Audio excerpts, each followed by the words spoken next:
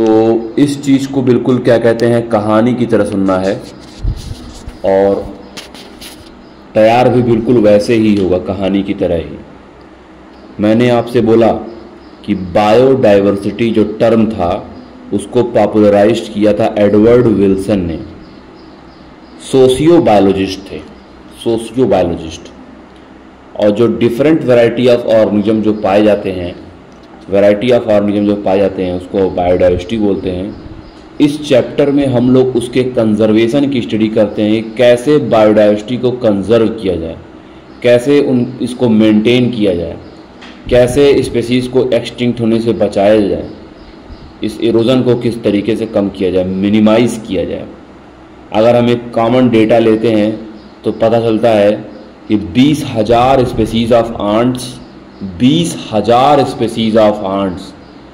हम तो एक ही दो देखते होंगे, हमें तो छोटी चींटी बड़ी चींटी ही नज़र आती होगी, लेकिन इस धरती पे 20,000 तरह की आंट्स, 3 लाख स्पीसीज बीटल्स के, 3 लाख स्पीसीज बीटल्स के, 28,000 फिशेस और करीब 20,000 ऑर्किड्स की स्पीसीज जो है वो रहती है।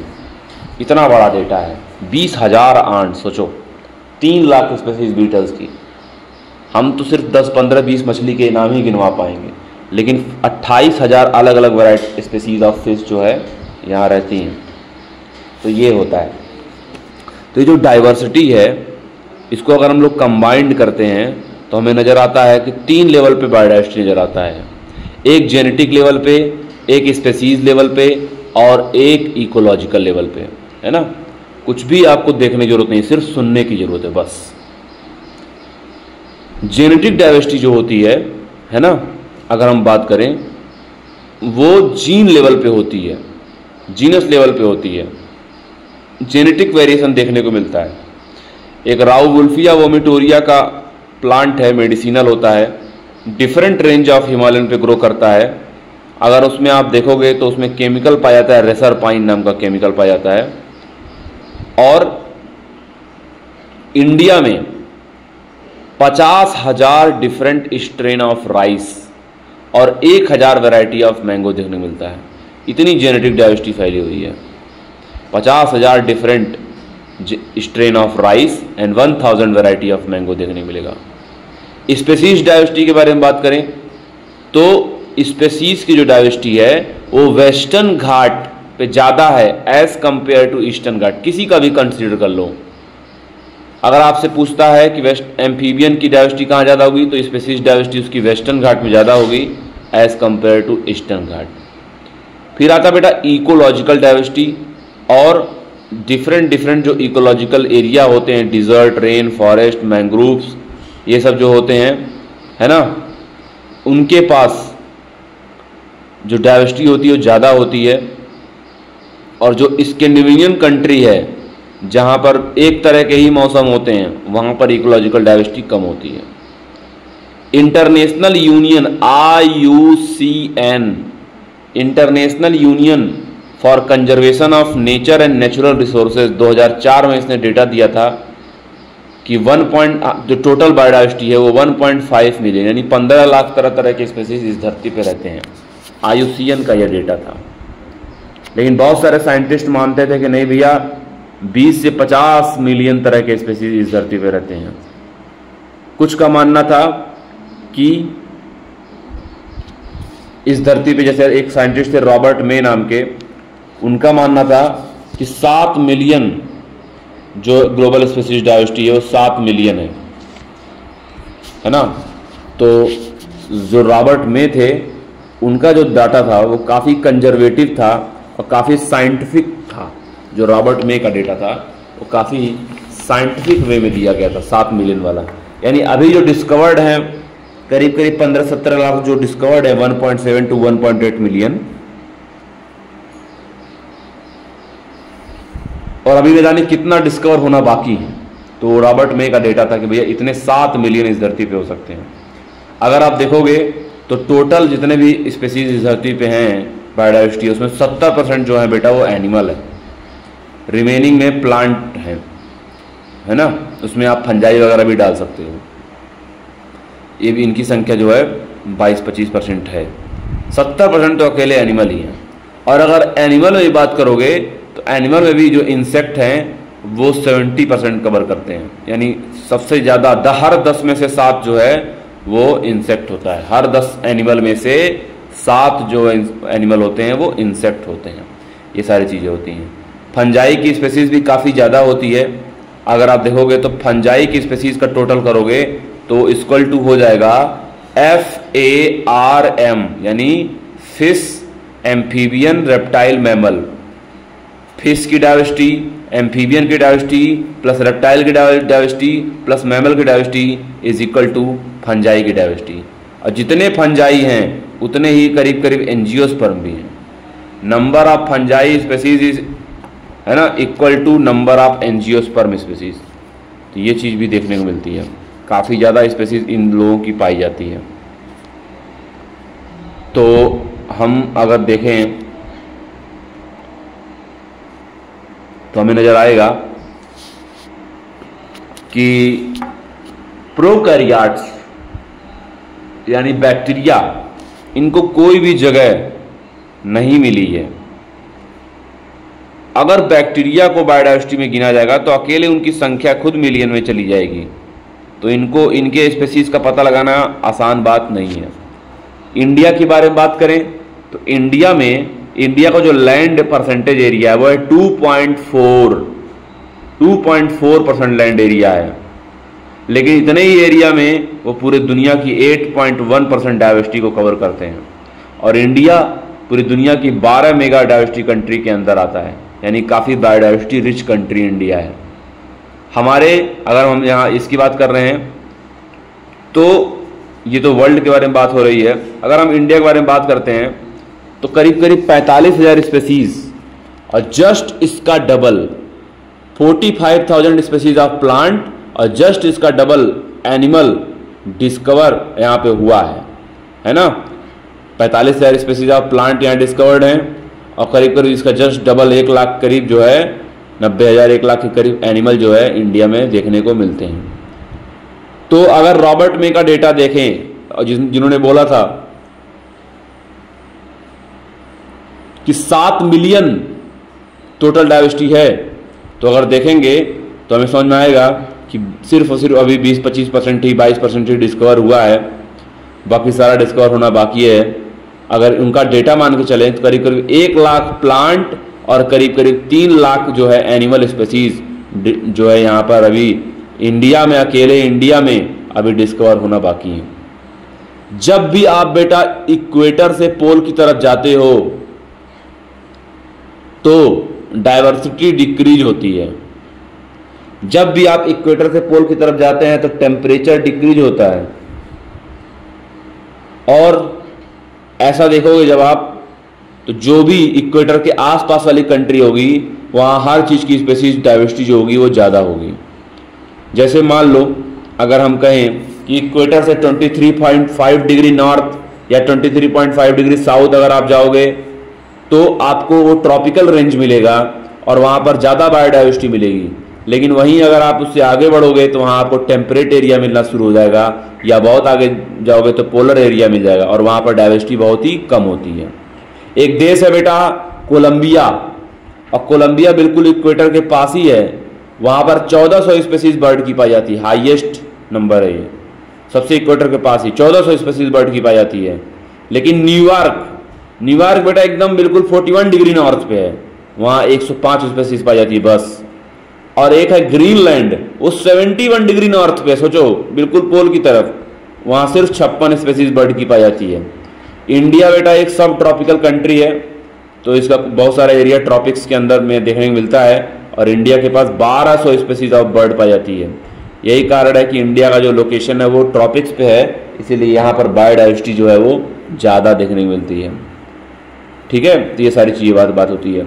अगर हम बात करें बेटा तो जो अमेजोनिया रेन फॉरेस्ट का नाम आप सुनते हो, जो कि साउथ अमेरिकन जंगल में है, वहाँ पर बहुत ज़्यादा बायोडाइवर्सिटी पाई जाती है।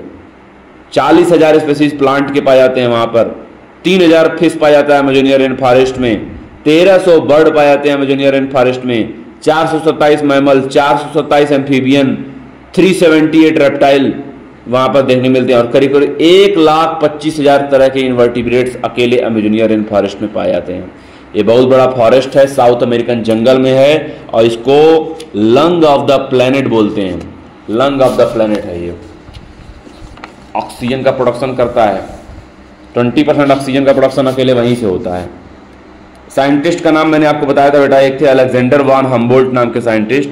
उन्होंने साउथ अमेरिकन जंगल को एक्सप्लोर करना शुरू किया और उन्होंने देखा कि जैसे जैसे वो आगे बढ़ते जाते थे नई नई स्पेसीज उनको जंगल में मिलती जाती थी, और आगे बढ़ते थे और नई स्पेसीज मिलती थी, लेकिन एक समय के बाद कोई भी नई स्पेसीज उनको मिलना बंद हो गई।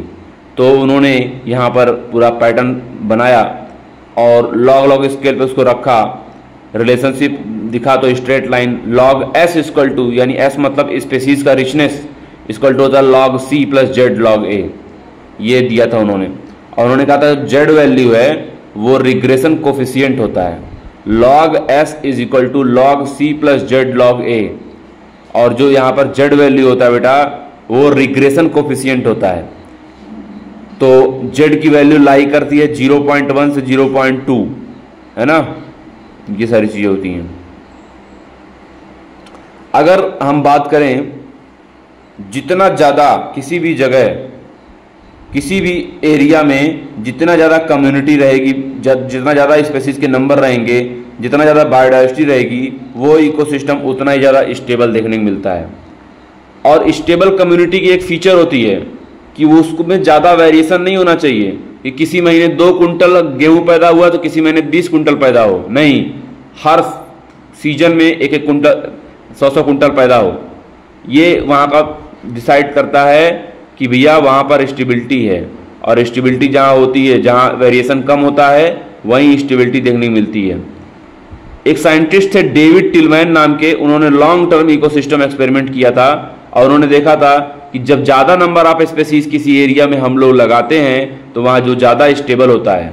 कोई मान लो एक आध फसल खराब हो गई, लेकिन मान लो आपने जो है वहाँ पर सरसों लगाया था और मटर लगाया था, मटर मान लो खराब हो गया लेकिन सरसों तो बचा रहेगा। इसीलिए ज़्यादा नंबर ऑफ स्पेसीज अगर जहाँ होती है वहाँ पर आपको देखने मिलता है क्या कि वहाँ स्टेबिलिटी जो होती है वो ज़्यादा होती है।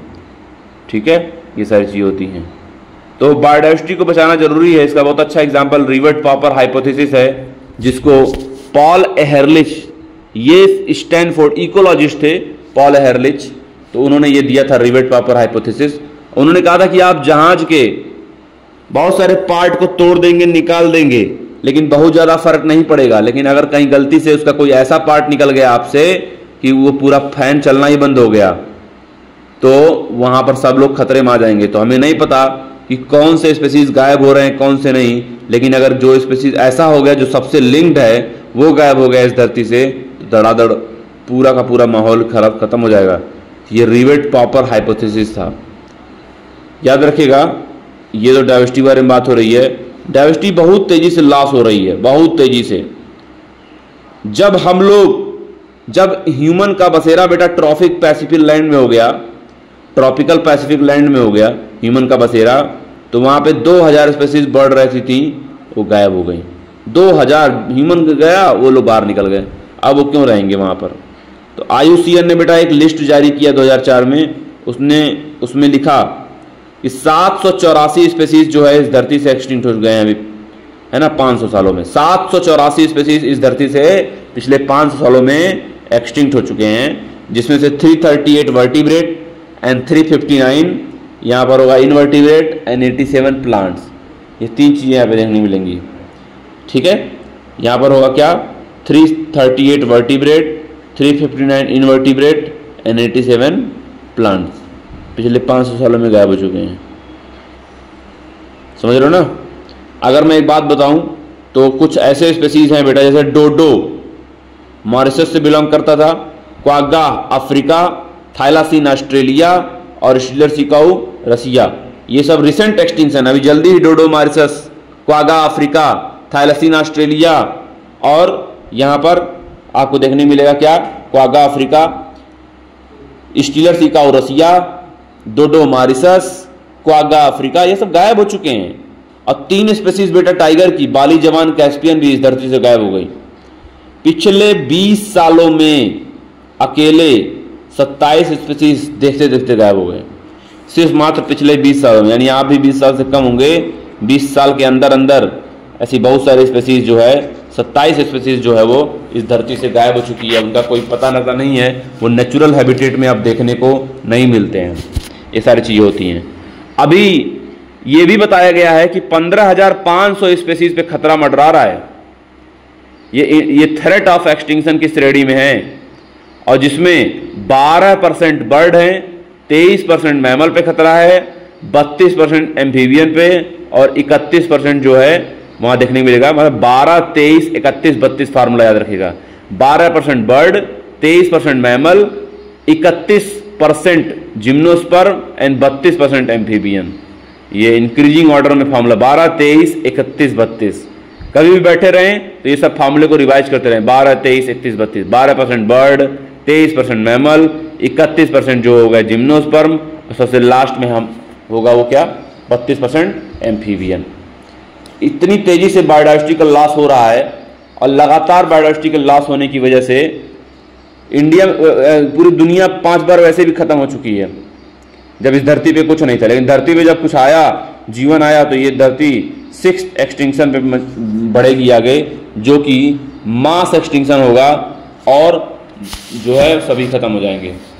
यानी बायोडाइवर्सिटी को लॉस करके सब कुछ खत्म होने वाला है। तो कौन कौन सबसे बड़े कारण होते हैं बायोडाइवर्सिटी लॉस के? तो 4 सबसे बड़े कारण जिनको हम लोग बोलते हैं एविल क्वार्टेट। 4 सबसे बड़े कारण हैं बायोडाइवर्सिटी लॉस के, एविल क्वार्टेट बोलते हैं। इसमें सबसे बड़ा कारण जो होगा वो होगा हैबिटेट लॉस एंड फ्रेगमेंटेशन। उनका एरिया ही छीन ले रहे हो। पहले 14% एरिया अर्थ पे क्या था, जंगल था, अब सिर्फ 6% बचा हुआ है। ये कोई हाथी, बैल और शेर इसको ख़त्म करने नहीं आए हैं। इस एरिया को हम लोगों ने ख़त्म किया है, ज़्यादातर हम लोग इसमें रिस्पॉन्सिबल हैं। कुछ जले हैं लेकिन हमने लगाए नहीं हैं। बाकी खेती करने के लिए और अपने घर बनाने के लिए, अपनी फैक्ट्रियाँ बनाने के लिए हम लोग लगातार जंगल को कम करते जा रहे हैं। तो ये सारी डिस्ट्रॉयड कर चुके हैं हम ऑलरेडी। अमेजोनिया रेन फॉरेस्ट जो है बेटा लंग ऑफ द प्लेनेट होता है। और याद रखिएगा, जब भी कोई हैबिटेट किसी एनिमल से छीन लिया जाता है तो उनकी टेरिटरी खत्म हो जाती है। यानी जिस एरिया में वो रिप्रोडक्शन करते हैं वो खत्म हो जाती है, धीरे धीरे उस एरिया में वो रहना भी बंद कर देते हैं। दूसरा कारण है बेटा ओवर एक्सप्लॉयटेशन, किसी चीज़ का बहुत यूज कर लेना। कोई जानवर अच्छा लग रहा है, उसकी खाल का हमेशा खाल ही पे ध्यान देना उसके, कि भैया वो उसका खाल रहेगा तो कपड़ा बनवा लेंगे, उसके दांत उसको घर में लगाएंगे। धीरे धीरे वो क्या, सब लोग जान जाएंगे। सब लोग जैसे ही सारे ह्यूमन जान गए इस बात को, तुरंत क्या होगा, तुरंत वहाँ पर, समझ रहे हो बात को ना, उसका यूज कर लेंगे हम लोग। कोई जानवर का कोई पार्ट हमको दिख गया तो उसका यूज कर लेंगे। अभी ओवर एक्सप्लॉयटेशन में बात करूं तो पिछले 500 सालों में स्टीलर सिकाऊ, पैसेंजर पिजन जो है वो ओवर एक्सप्लॉयटेशन बाय ह्यूमन की वजह से गायब हो गए। थर्ड है बेटा एलियन स्पेसीज इन्वेजन। एलियन जब भी कोई आता है, एलियन मतलब फॉरेन ब्रीड कोई आता है, एक्जॉटिक ब्रीड का भी कोई नेचुरल हैबिटेट में आता है, तो जहां आता है वहां छा जाता है, क्योंकि उसको रिमूव करने वाला कोई प्रीडेटर वहां पर नहीं होता है। उसी तरीके से एक नाइल पर्च इंट्रोड्यूस हुआ था लेक विक्टोरिया में, ईस्ट अफ्रीका में, और धीरे धीरे क्या हुआ, वहां पर एक्सटिंक्शन शुरू हो गया, और 200 स्पेसीज ऑफ वहीं रहने वाली, वहीं उसी जगह रहने वाली, नाइल पर्च के इंट्रोडक्शन की वजह से वहीं रहने वाली 200 स्पेसीज चिचिल्ड फिश की जो है वो वहां से खत्म, याद रखिए, एक्सटिंक्ट हो गई। 200 स्पेसीज एक्सटिंक्ट हो गई। ये सारी चीज़ें होती हैं। बहुत सारे स्पेसीज हैं जो बाहर से आए हैं, जैसे पार्थेनियम, कैरेट ग्रास बोलते हैं, बाहर से आया है, लेंटाना और वाटर हाइसिंथ। ये सब अगर हम बात करें तो ये सब इन्वेसिव वीड हैं, इनको हटा पाना पॉसिबल नहीं है, ये बाहर से आए हुए हैं, ये सब एक्जॉटिक वीड हैं। और बेटा एक मछली है जो आपको जनरली मिलती है, मागुर मछली जो मिलती है, क्लेरियास गैरीपाइनस, ये अफ्रीकन कैटफिश है, अफ्रीकन कैटफिश है। और इंडिया का जो कैटफिश था, इंडोजिनस कैटफिश था, ये उसको अपने यहाँ रिवर में, पॉन्ड में कहीं टिकने ही नहीं देती है, बाहर कर देती है। तो ये धीरे धीरे स्पेसीज जो इंडियन वाली है वो गायब हो जाएगी। उसके बाद बेटा मैंने कहा था कि साथ साथ जीना, साथ साथ मरना, को एक्सटिंक्शन।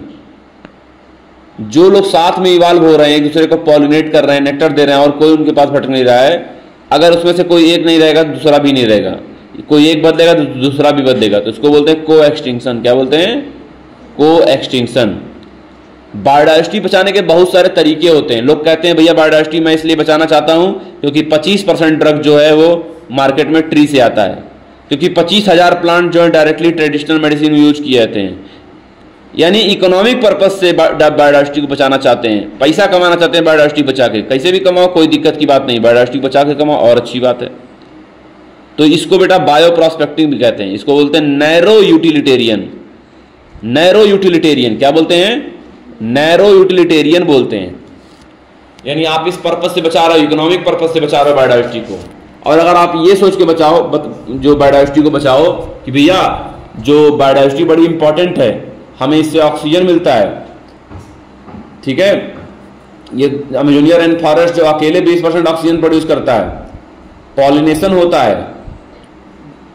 तो इन सब वजह की अगर वैसे आप देखो कि हमें वहां पर तमाम तरह के और एस्थेटिक प्लेजर मिलते हैं, हम जंगल में घूमते हैं, गार्डन में घूमते हैं तो अच्छा लगता है, ये सब बातें अगर करो, बुलबुल सॉन्ग गाता है तो अच्छा लगता है, तो उसको बेटा हम लोग कहते हैं क्या है? ये पहला वाला तो नैरो है, दूसरे वाले को हम लोग बोलते हैं ब्रॉड यूटिलिटेरियन। आप एक ब्रॉड वे में सोच रहे हो। और अगर आप ऐसे सोचो कि भैया नहीं, आपको बचाना पड़ेगा जंगल को, आपको बचाना पड़ेगा बायोडाइवर्सिटी, क्योंकि उसमें भगवान रहते हैं, क्योंकि वो पेड़ आपका सिर्फ आपका नहीं, बहुत सारे चिड़ियों का भी है, बहुत सारे माइक्रोब का भी है। यानी फिलॉसफिकल बातें अगर आप कर रहे हो, स्पिरिचुअलिटी के बारे में बातें कर रहे हो, तो वो एथिकल तरीका होता है। तो एथिकल यहां पर हो गया, इसमें आप सिर्फ और सिर्फ माइथोलॉजी के बारे में बातें करोगे, स्पिरिचुअलिटी के बारे में बातें करोगे, तो उसकी वजह से भी बहुत सारे ट्रीज बचाए जाते हैं।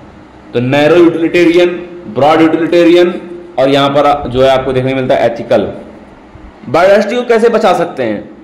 अगर कोई नेचुरल हैबिटेट में रह रहा है और उसको वहां खतरा महसूस हो रहा है, भैया नेचुरल हैबिटेट में हम नहीं रह पाएंगे, हमें अपनी संख्या को बढ़ाने के लिए जू में शिफ्ट कर दीजिए, तो कर दिया जाता है जू में शिफ्ट। तो अगर कोई जहां रह रहा है उसको जू में न डाल के, बोटेनिकल गार्डन में न ला के कहीं और वहीं सेव कर दो, तो इसको बोलते हैं ऑन साइट कंजर्वेशन या इन सिटू कंजर्वेशन बोलते हैं। और कुछ तो ऐसे स्पीसीज भी हैं जो सिर्फ पर्टिकुलर किसी एक प्लेस पर ही पाए जाते हैं और कहीं नहीं पाए जाते हैं, उनको बोलते हैं एंडेमिक स्पीसीज। वो हिमालय पाए जाएंगे तो हिमालय पे ही पाए जाएंगे, वो महाराष्ट्र में नहीं पाए जाएंगे। तो ऐसे स्पीसीज को बोलते हैं एंडेमिक स्पीसीज, और ये फेनोमेना कहलाता है एंडेमिज्म। ये सारी चीजें होती हैं। पहले स्टार्टिंग में बेटा देखो, इंडिया में कुछ बायोडाइवर्सिटी हॉटस्पॉट्स थे 25 के करीब करीब, इंडिया में नहीं पूरी दुनिया में। अभी 9 और ऐड कर दिए गए, और इंडिया में तो 3 है, वेस्टर्न घाट श्रीलंका, इंडो बर्मा और हिमालय, 3 है इंडिया में, या जहाँ डाइवर्सिटी बहुत जबरदस्त पाई जाती है। जहाँ डाइवर्सिटी बहुत ज़्यादा होती है वहाँ पर एक्सटिंक्ट होने का खतरा भी खूब होता है, और ये इंडिया की लेस देन 2% एरिया जो है वो कवर करते हैं।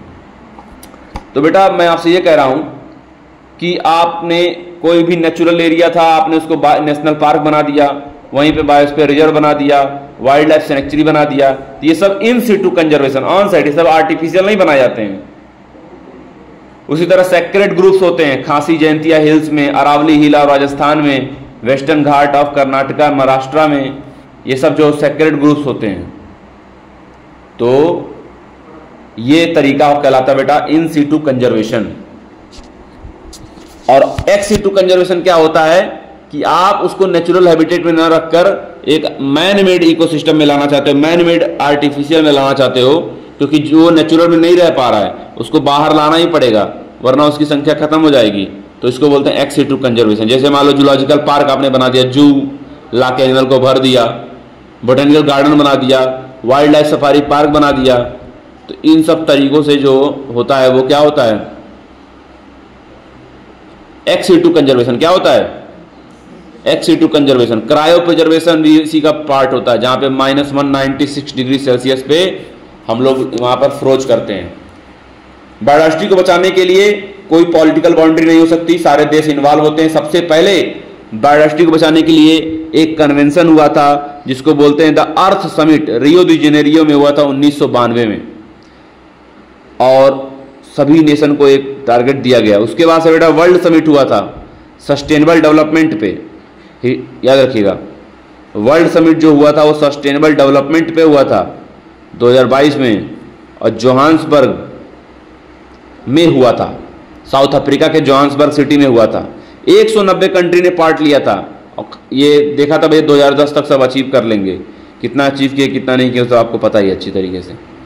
तो इन सिटू कंजर्वेशन यानी on site conservation, ex situ conservation मतलब ऑन साइट कंजर्वेशन, याद रखिएगा। सॉरी, एक्स सिटू मतलब ऑफ साइट, इन सिटू मतलब ऑन साइट। जो जहां है वहीं कंजर्व कर दो इन सिटू, उसको बाहर ला के कंजर्व कर दो एक्स सिटू कंजर्वेशन। तो ये है बायोडाइवर्सिटी, जहां पर 28,000 फिशेस, 3 लाख बीटल्स।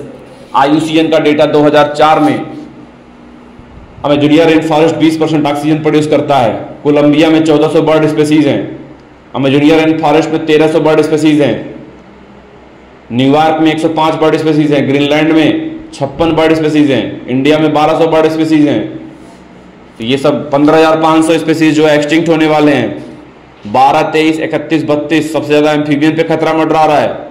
ये सब डेटाबेस चैप्टर है, आपको याद होना चाहिए। होल चैप्टर मैंने इसमें कवर किया।